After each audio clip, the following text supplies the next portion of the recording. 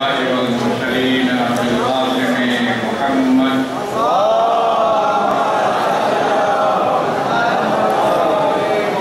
وعلى سيدي وصحبه المنتجبين.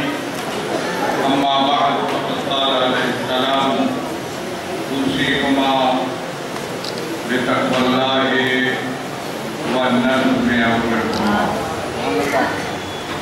رضوان گرامی یقیناً توفیق خداوندی ہے اور توجہ خاص امام زمان میں جان و شریف ہے کہ مجھے آپ کے اس پروگرام میں اور اس سے پہلے مجلس صدارت کے پروگرام میں شرکت کا موقع اور فرصت ملی، اور ظاہر ہے یہ ایسی چیز ہے جس پر شکر خدا کرنا چاہیے۔ میں آپ حضرات کے جذبات کی قدردانی کرتا ہوں۔ جس جذبے کے ساتھ، توجہ کے ساتھ، لگن کے ساتھ آپ یہاں حاضر ہوئے، یہ قابل قدر ہے۔ حالات جو ہمارے سماجی حالات ہیں ان کو اگر مد نظر رکھا جائے یا دوسرے لوگوں کے اپنے بھی خاندانی حالات ہوتے ہیں، گھر کے حالات، ان حالات میں اس جوش و جذبے کے ساتھ حاضر ہونا اور اپنی کمٹمنٹ کا اعلان کرنا یہ قابل تحسین ہے۔ میں توقع رکھوں گا، امید کروں گا اور دعا بھی کروں گا کہ آپ کی یہ لگن، یہ جذبہ برقرار رہے اور زیادہ مضبوط اور توانا ہو، اور اس کے اثرات اور نتائج مزید ظاہر ہوں اور مزید ثمرات سامنے آئیں۔ میں آپ کے سابق صدر رہے حسن عباس صاحب، ان کی کوششیں، کاوشیں اور محنتوں کو بھی سراہتا ہوں۔ بڑی محنت کے ساتھ، جوش و جذبے کے ساتھ، لگن کے ساتھ انہوں نے کام کیا، تنظیم کو مضبوط کرنے، ان کو آگے بڑھانے، ان کے جو اہداف ہیں ان کو حصول کی کوششوں میں وہ مصروف رہے، اور آنے والے نئے صدر کو حسن عباس کو مبارکباد بھی دوں گا، اور توقع رکھتا ہوں کہ وہ اسی جدوجہد کو اور آگے بڑھائیں اور اس میں اور زیادہ تیزی اور نکھار پیدا کریں۔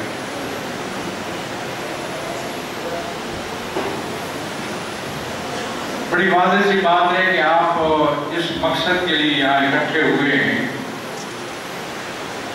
بے مقصد نہیں آئے، آپ بے غرض نہیں ہیں۔ آپ کے اہداف آپ کے دستور کے اندر بہت واضح ہیں۔ ان اہداف کے حصول کی کوشش کرنا آپ کی ذمہ داری ہے۔ جب ایک تنظیم کے فرد ہونے کی حیثیت سے اور دستور کی پاسداری کا آپ نے حلف اٹھایا، اور تو حلف اٹھانا بھی بڑی بات ہے، اگر تسلیم ہی کیا ہے اس کو اور آپ تسلیم کر کے تنظیم میں شامل ہوئے ہیں، تو پھر آپ کی ذمہ داری بنتی ہے کہ آپ تنظیم کے اہداف کے حصول کے لیے کوشاں رہیں، سب مل کر کوشش کریں۔ اور ظاہر ہے کیونکہ ایک نظم ہے تو کوششیں جو ہیں وہ نظم کے ساتھ ہونی چاہیے۔ آپ کے مرکزی صدر اور ان کی کابینہ، پھر اس طرح ڈویژن سطح پہ، یونٹ سطح پہ ان اہداف کے حصول کی کوششیں تیز تر ہونی چاہیے، اور یہ لوگوں اور زیادہ مضبوط اور توانا ہونا چاہیے۔ مضبوطی اور توانائی کا سب سے بڑا عنصر ہے مشنری جذبہ۔ ایک مشنری جذبے کے ساتھ ایک عقیدہ و ایمان کے انداز میں اگر ایک کام کو لے کر انسان چلتا ہے تو اس کے لیے کوشش اور جدوجہد کی اس کے دل سے اٹھتی ہے یہ بات کہ میں کوشش کروں اور جدوجہد کروں، اور پھر اس کے نتائج اور ثمرات بھی اس کو حاصل ہوتے ہیں۔ اور قرآن نے واضح کہا اللہ انسان الا ما سعی، انسان کو وہی ملتا ہے جو کوشش کرتا ہے، کوشش کا ثمر ملتا ہے، اور اللہ نے یہ وعدہ کیا ہے کہ وہ ہر انسان کو اس کی کوشش اور کاوش کا ثمر اس کو دے۔ اور پھر میں نے جو فرمان مولا امیر کا آپ کے سامنے پڑھا کہ امام حسن حسین علیہ السلام کو بنایا ان کو، لیکن یہ رہنمائی اور ہدایت ہمارے لیے ہے کہ پونا اسی کو معاف تقوی اللہ، میں تمہیں وصیت کرتا ہوں تقوی کی۔ پہلی بات ہے کسی کام کے لیے، کسی انفرادی زندگی کے لیے، اجتماعی زندگی کے لیے، کسی گروہ میں کام کرنے کے لیے، کسی تنظیم میں کام کرنے کے لیے، کسی معاشرے میں، سوسائٹی میں اگر کام کریں تو اس کی بنیاد تقوی پر ہونی چاہیے۔ یہ جو آپ کے اندر ایک جذبہ ہوتا ہے مسابقت کا، آگے بڑھنے کا، تو یہ بھی تقوی کی بنیاد پر ہونا چاہیے، یعنی آگے بڑھ کر میں رضائے خدا کے لیے کام کروں گا، تو پھر تو آپ دوسرے سے آگے بڑھنے کی کوشش کریں۔ اور قرآن نے بھی اس طرف متوجہ کیا ہے کہ فاستبقوا الخیرات، نیکیوں میں سبقت لینے کی کوشش کرو۔ ایک شخص نیکی کر رہا ہے، دوسرا جذبے کے ساتھ آگے بڑھ کے اس نیکی کو اور زیادہ اچھے انداز میں کرنے کی کوشش کرے تو اس سبقت میں کوئی حرج نہیں ہے، ورنہ اگر اس میں اگر نفسانی خواہشات آ جائیں اور اس کا معیار اگر پست ہو جائے تو اس مقابلے میں یا مسابقے میں یا جو بھی اس کو کہیں آگے بڑھنے کی جو خواہش ہے وہ ناپسندیدہ قرار پاتی ہے۔ لہذا یہ جو جذبہ ہے کہ میں فرض کیجیے امیدوار ہوتے ہیں لوگ کہ صدر مجھے بنایا جائے، مجھے فلاں عہدہ دیا جائے، اگر اس بنیاد پر ہو کہ میں اس عہدے کو لے کر بہتر سے بہتر خدمت کروں گا اور اس طریقے پہ رضائے خدا کا حضور ہوگا اور میرا اپنا دل بھی راضی ہوگا اور بہتری ہوگی، تنظیم بھی آگے بڑھے گی، مضبوط ہوگی، نوارا ہوگی، تو یہ تو اچھا ہو رہا ہے اور اس کے لیے ہونا چاہیے، ورنہ میں سمجھتا ہوں کہ احتیاط برتنی چاہیے۔ زندگی ہر شخص کا ہر عمل جو ہے اس کی بنیاد تقوی پر ہونی چاہیے، اور پھر اس کے بعد دوسرا مرحلہ ہے اپنے امور کو نظم و ڈسپلن کے ساتھ رکھنا۔ ڈسپلن کی تاکید ہوئی ہے مولا امیر کی طرف سے، اور یہ جو آپ تنظیمیں بناتے ہیں، جماعتیں بنتی ہیں، تنظیم بنتی ہے، اس کا دستور ہوتا ہے، یہ اسی ڈسپلن کی روشنی میں اگر ہو، مد نظر رکھے کہ ہمیں ڈسپلن کرنا ہے، خواہ وہ 4 آدمی ہوں، 10 آدمی ہوں، 20 ہوں، 100 ہوں، وہ اکٹھے ہو کر ایک ڈسپلن کے ساتھ چلنا چاہتے ہیں مولا امیر کے اس فرمان کی روشنی میں، بڑا اچھا عمل ہے۔ تقوی کو بنیاد بناتے ہوئے ڈسپلن کے ساتھ اگر آپ آگے چلنا چاہتے ہیں تو یہ امر خیر ہے، اچھا عمل ہے۔ جیسا کہ میں نے کہا کہ دستور جو ہے وہ اس چیز کو، یہ نظم کا ایک ذریعہ ہے۔ نظم امرکم یہ دستور ہے جو آپ کو منظم کرتا ہے، آپ کے لیے دائرہ متعین کرتا ہے، دائرہ کار متعین کرتا ہے، حدود و قیود آپ کے لیے متعین کرتا ہے، اور اس دستور کو آپ نے مانا، تسلیم کیا اور پھر حل دیا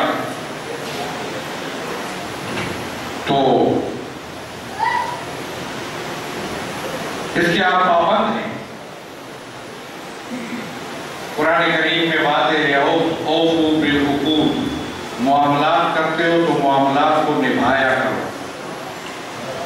اگر ایک دوسرے کی لین دین ہے تو وہ ایک اور آیت ہے اوفوا بالعہد، جو عہد کرو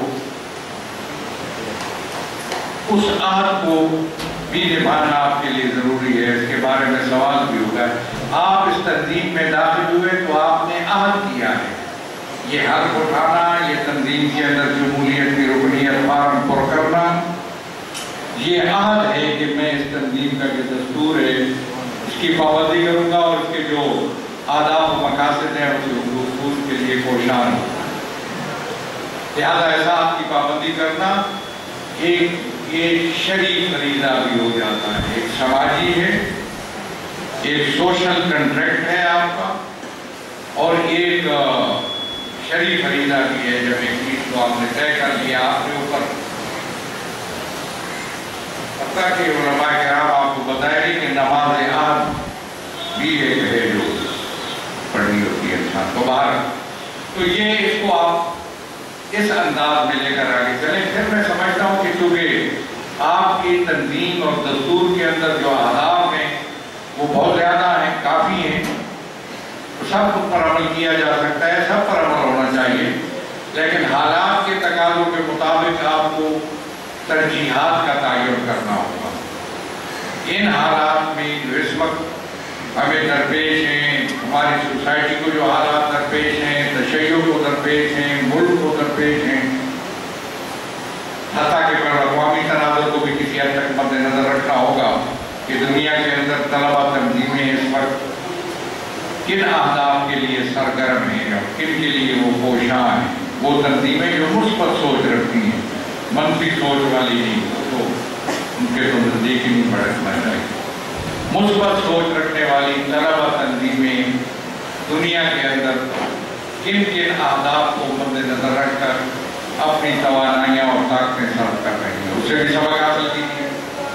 پاکستان کے اندر دوسری تنظیمیں جو ہیں وہ کیا کر رہی ہیں؟ ابھی میں مثال دوں کہ مجھے کچھ حضرات نے کہا کہ آپ سیاسی حوالوں سے، سیاسی تنظیموں سے، سیاسی جماعتوں سے رابطے ہونے چاہیے۔ میں نے کہا یہ جو ماحول ہے اس میں سیاست ایشوز کی سیاست نہیں ہے، غالب گلوچ کی سیاست ہے۔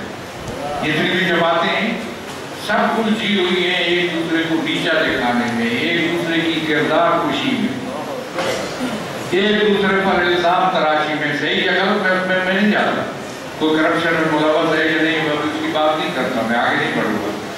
ان کا اب اوڑھنا بچھونا یہی ہے کہ وہ اس کے خلاف اسی انداز میں بولتا ہے جس انداز میں وہ پہلا بول رہا ہوتا ہے۔ لہذا سیاست نہیں ہے، اب غالب گلوچ ہے۔ سیاست ہوتی ہے ایشوز پہ کہ ملک کو جو بحران درپیش ہیں، جو مسائل درپیش ہیں، ان مسائل کے لیے سیاسی جماعتیں کیا سوچ رہی ہیں، کیا کردار ادا کر رہی ہیں، ابھی تک تو نہیں۔ اس لیے میں سمجھتا ہوں کہ ہم انتظار میں ہیں کہ دیکھیں کہ جب ایشوز کی سیاست ہوگی تو پھر ہم بھی اس سلسلے میں اپنے نقطہ نظر کا اظہار کریں گے اور آگے بڑھیں گے اور رابطے بھی ہوں گے۔ میں بڑی مدت سے سیاستدانوں سے رابطوں میں نہیں ہوں، سیاسی جماعتوں سے رابطے میں نہیں، میں کسی سے نہیں مل رہا ہوں، اس لیے کہ سیاست رہی نہیں ہے اس ملک کے اندر، نہیں رہی۔ اس لیے جب سیاست آئے گی تو پھر سیاسی عمل میں ہم پہلے بھی حصہ لیتے رہے اور بڑی طویل مدت سے سیاست کے اندر ہے اور سیاست میں ہوں گے۔ ابھی اس بات کو میں ایک طرف رکھتا ہوں، اس لیے میں سمجھتا ہوں کہ آپ کو اپنی ترجیحات کا تعین کرنا چاہیے، حالات کی روشنی میں اپنا محاسبہ بھی کریں کہ آپ چلے کہاں سے تھے اور کتنا سفر آپ نے طے کیا، کیا اتنا ہی طے کرنا تھا چاہیے تھا آپ کو یا اس سے زیادہ طے کرنا چاہیے؟ آپ کی کتنے رابطے ہیں شیعہ طلبہ میں کہوں گا، جعفریہ طلبہ کے ساتھ کتنے رابطے ہیں کالجوں میں اور یونیورسٹیوں میں؟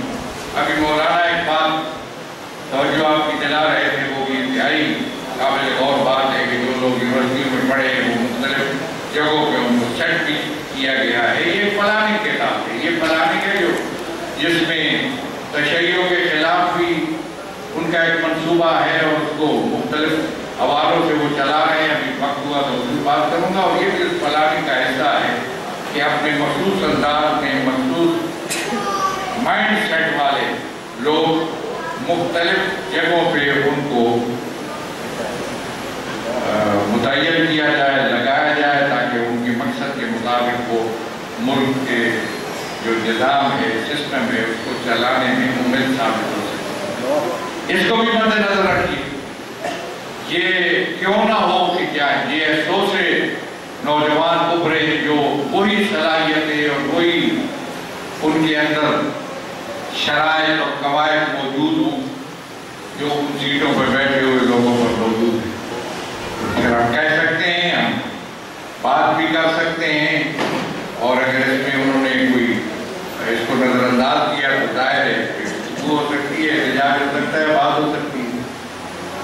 یہ بھی ایک موضوع ہے جس کی توجہ دینے کی ضرورت ہے. ظاہر ہے جب ایک طلبہ منظم تنظیم طلبہ ہے تو اس کو بھی مد نظر رکھنا چاہیے. لیکن میں یہ سمجھتا ہوں کہ جو آداب آپ کے موجود ہیں ان کی ترجیحات کا تعین بہت ضروری ہے. نئے صدر کے لیے ضروری ہے ترجیحات کا تعین کر کے ان کو مد نظر رکھے. ابھی انہوں نے جو ایک اعلان کیا کہ توسیع تنظیم کا سال ہے، توسیع تنظیم کا سال ہے. ان آداب کے ساتھ جو ترجیحات کے طور پر جن کا تعین ہوگا اس کے ساتھ ساتھ تنظیم کی توسیع ہونی چاہیے. تنظیم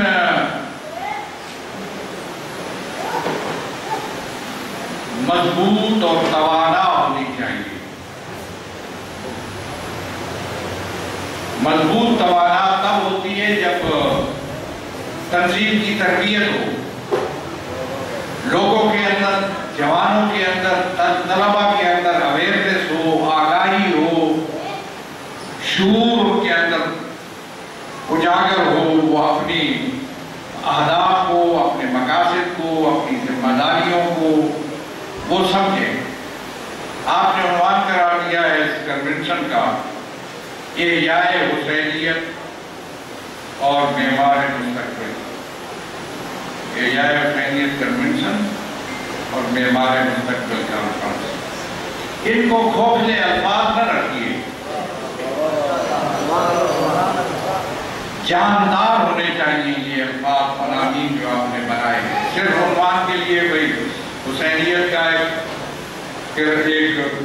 عقیدت، ایک محبت لوگوں کے اندر موجود ہے تو آپ لوگوں کو دکھانے کے لیے کہ ہم احیاء حسینیت کانفرنس ہم کر رہے ہیں، ہم بھی شیعہ ہیں. بہت سے لوگ کر رہے ہیں، آپ کے کرنے میں کوئی امتیاز کیا ہے؟ احیاء حسینیت، حسینیت ہے کیا؟ اس کا احیاء آپ اپنے اس ماحول میں، اس دائرے میں، ابھی دائرہ تو وسیع ہے، معاشرے کے اندر، سوسائٹی کے اندر کام کرنے کی ضرورت ہے. معاشرے کے تمام طبقات میں ہے احیاء حسینیت کی ضرورت ہے. وہ تو علماء کرام کریں گے، شیعہ علماء کونسل اس کو سنبھالے، اس کی ذمہ داری لے. آپ احیاء حسینیت کریں اپنے اس ماحول کے اندر، طلبہ ماحول کے اندر. کیا تقاضے ہیں حسینیت کے؟ حسینیت کا مفہوم کیا ہے؟ حسینیت کے تقاضے کیا ہیں؟ اور یہ جب میں بات کرتا ہوں، میں جب بھی بات کرتا ہوں تو میں لوگوں کو یہ بھی سمجھاتا ہوں کہ یہ کوئی مشکل امر نہیں ہے کہ لوگ یہ سمجھیں کہ ہمیں حسینیت پر ہم چلے تو ہماری زندگی دو بار ہو جائے گی اور مشکل ہو جائے گی. اسی طرح لوگ اسلام پر چلنے میں کو بھی اپنے آپ کے لیے مشکل سمجھتے ہیں، اور نہیں. قرآن کریم نے واضح کہا ہے کہ یرید اللہ بکم الیسر ولا یرید بکم العسر. خدا تمہارے لیے آسانی چاہتا ہے، مشکل نہیں چاہتا. ہماری زندگی کو دو بار نہیں کرنا چاہتا، آسان زندگی. ما جعل اللہ علیکم فی الدین من حرج. دین میں کوئی مشکل نہیں رکھی ہے خدا نے، آسان دین ہے. پیغمبر فرماتے ہیں کہ میں اتیت بشریعت سہل، میں آسان شریعت لایا، وہ مشکل نہیں. لہذا حسینیت کا وہ مفہوم جو آپ کی زندگیوں کو سنوار سکے، انفرادی زندگیوں کو، آپ کی اس اجتماعی زندگی کو، معاشرے کی کا مرحلہ شاید بعد میں آئے گا، ہو سکتا ہے وہ علماء کے ذمہ ہو. آپ کی اس اجتماعی زندگی کو، ایک انفرادی زندگی ہر شخص کی اپنی زندگی ہے، خانوادگی زندگی ہے، خاندانی عائلی زندگی ہے، اس سے بڑھ کر یہ آپ کی اجتماعی اور معاشرتی زندگی ہے. اس کو کس انداز میں آپ سب درس حاصل کر کے اس معاشرتی زندگی کو آپ مضبوط و توانا بنا سکتے ہیں. حسینیت کا مفہوم سمجھیے، حسینیت کے تقاضے سمجھیے،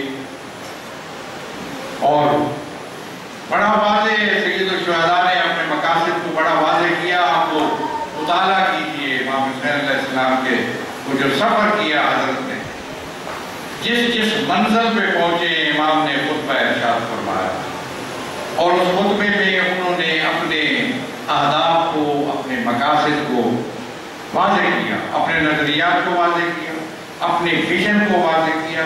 ابھی تک حسینی ویژن کو بیان کرنے والے لوگ بہت کم ہیں.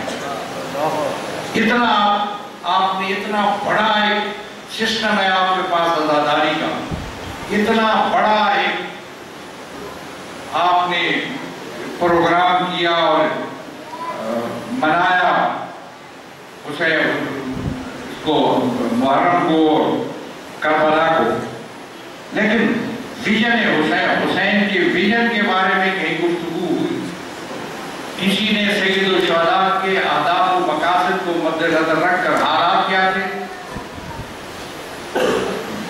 منظر کشی کیا تھی اس وقت کے حالات کی, وہ بھی سید الشہداء نے خود کی. آپ ان کے خطبات اگر پڑھے اس وقت نہیں ہے, اور اس منظر کشی میں جو حضرت نے منظر کشی کی ہے اور جس طریقے پہ اپنے اہداف کام کیے ہیں, حسین 1400 سال پہلے کا کوئی قصہ کہانی نہیں ہے, آج کی حقیقت ہے حسین اور حسینیت. آج کا ایک انسان یہاں گلی میں کھڑے ہو کر آپ سے پوچھے گا کہ حسین کا مشن کیا ہے, تو اس کو دیکھ کر, اس کے مسئلے کو دیکھ کر, اس کی مشکل کو دیکھ کر حسین کے کردار سے اس کی مشکل کا حل بتاؤ.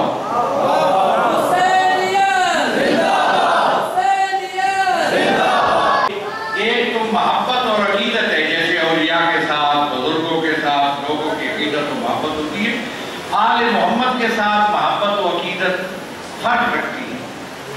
یہ محبت و عقیدت کے ساتھ ساتھ رہنمائی کا حصول بھی ہے, امامت و پیشوائی بھی ہے.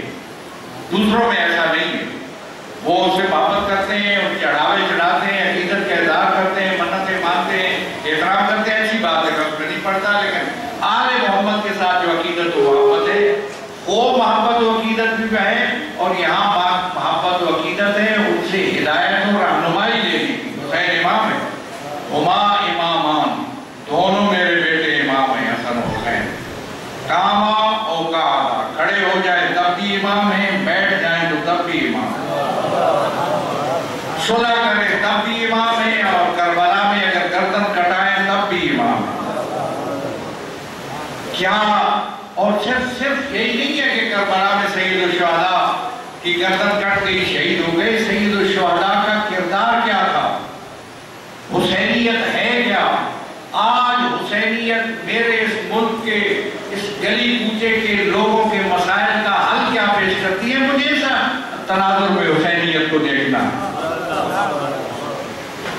سیاسی پارٹیاں ہیں, ان کے اپنے اپنے منشور ہیں, اپنے اپنے اعلانات ہیں. اس لیے میں کہہ رہا تھا کہ اس وقت ایشوز کی سیاست نہیں ہے, اور جب میں سیاست ایشوز کی کروں گا تو میں لوگوں کو حسین